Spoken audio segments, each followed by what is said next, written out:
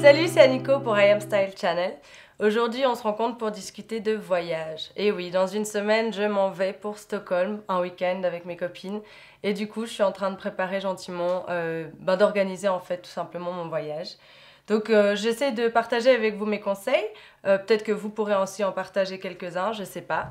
En ce qui concerne peut-être le côté pratique, j'ai l'habitude en fait quand je pars dans une ville de télécharger en fait un plan sur mon téléphone portable. Vous pouvez le faire depuis chez vous, c'est vachement facile et en plus vous n'avez pas besoin sur place d'utiliser votre 3G, donc ça vous coûtera pas cher.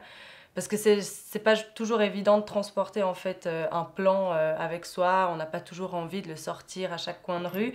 Vous sortez votre téléphone, c'est facile.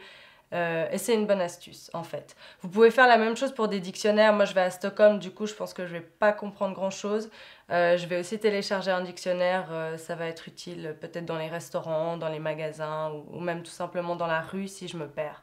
Enfin voilà, donc ça c'est pour le côté pratique du voyage, la logistique, etc. Évidemment, il y a des choses de base auxquelles il faut penser. N'oubliez pas votre carte de crédit, votre carte d'identité surtout, un téléphone, un chargeur pour téléphone portable et un appareil photo. C'est toujours pratique quand on va visiter une ville. Voilà.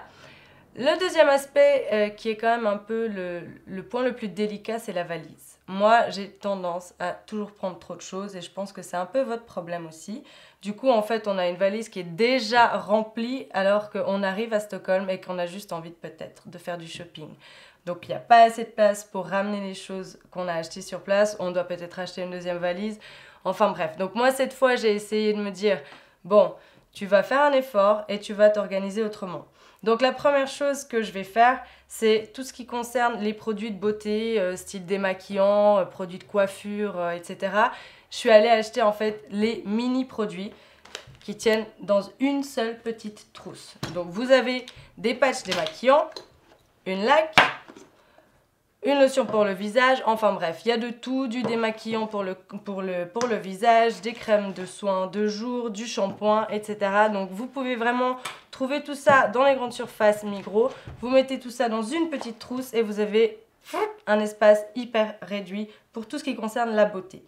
Vous pouvez également, moi ce que je fais, et en plus c'est assez pratique parce que ça évite de froisser vos vêtements, c'est de les rouler en fait dans votre valise. Ça prendra beaucoup moins de place et vous aurez de nouveau plus d'espace pour ramener des cadeaux ou même des cadeaux que vous êtes fait à vous-même. Alors voilà, donc je crois que c'est plus ou moins tout. Peut-être encore un petit détail auquel il faut penser quand vous quittez votre appartement.